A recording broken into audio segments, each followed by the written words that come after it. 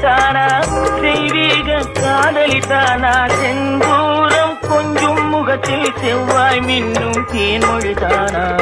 பாடுவது கவியா இல்லை பாரிவள் மகனா சேரனுக்கு உறவா